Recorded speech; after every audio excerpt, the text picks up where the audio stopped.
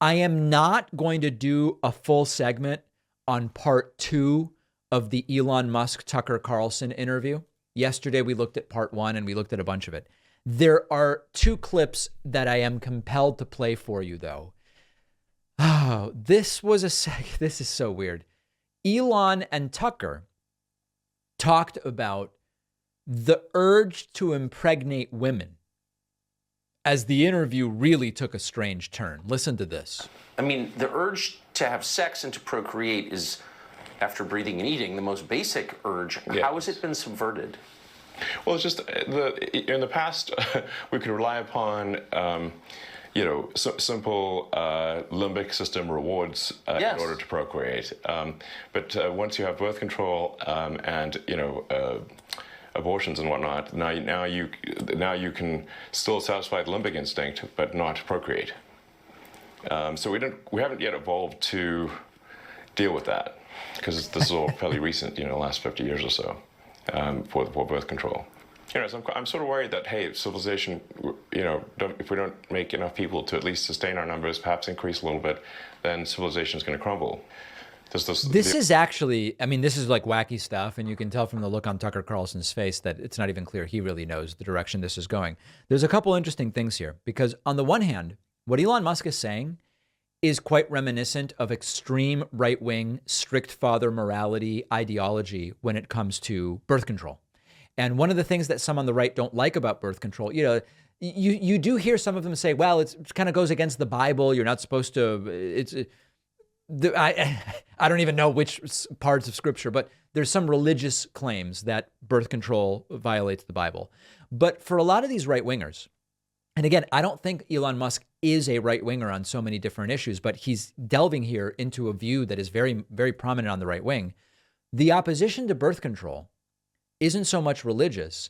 It's that you shouldn't be able to engage in what they call non-procreative sex and not have consequences. You should suffer. The strict father, that's why we call it the strict father morality, would say, if you're going to engage in sexual intercourse, there should be the consequences of a pregnancy. And if there is, you should be forced to carry the baby to the baby to term.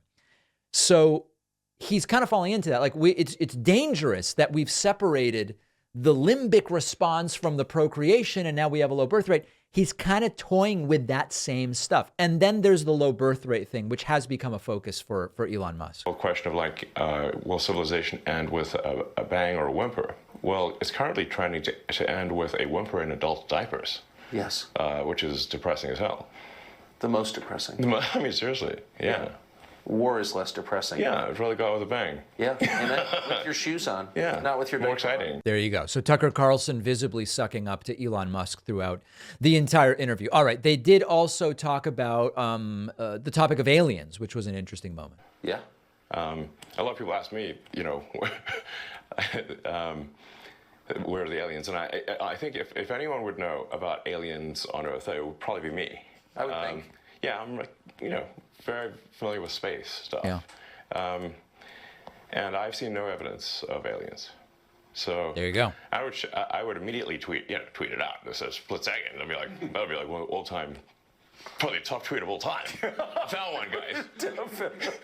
It's a jackpot. This is some 8 billion likes. Next level jackpot if you find the There you go. So big reward on Twitter for whoever announces proof of aliens, and every aspect of this interview very, very strange. And this will certainly help to endear Elon Musk further with the right-wing community, given the hero's welcome by Tucker Carlson. Let's call this long 2-night nightmare of the Elon Tucker interview over, and we can move on from there. One of the best ways to support this show is by supporting our sponsors. Today, one of those sponsors is Sheath Underwear. It is spring. Temperatures are rising. Many of us know all too well about the sweating and the sticking and the chafing, but that's only when you use traditional underwear. When you use Sheath Underwear, it's no longer a problem.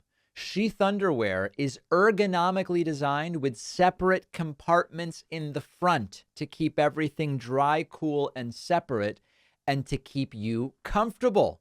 They come in a zillion different designs, something for everybody. The quality is amazing, super long lasting.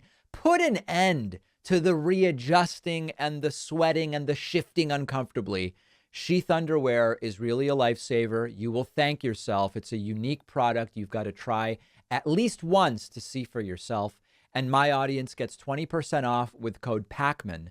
Go to sheathunderwear.com/PACMAN. The link is down below.